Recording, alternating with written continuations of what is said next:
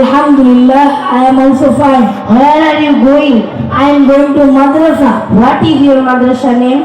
My madrasa name is Jamia Muhammadiyya Shamsul Ulum Qabristan Madrasa. Where it is situated?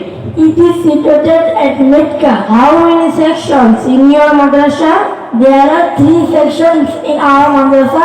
This Anwani section, His section and Kitab section. How many students in your madrasa? There are about 500 students in our madrasa. How many teachers in your madrasa? There are 25 teachers in our madrasa.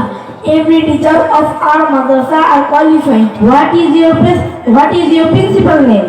Our principal name is Alhaj Mufti Musharraf Hussain.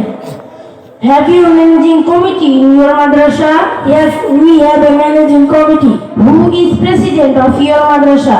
Our madrasa president name is Alhaj Abdul Hannan. Who is secretary of your madrasa? Our madrasa secretary name is Alhaj Abdul Sattar Member. What do you learn from your madrasa?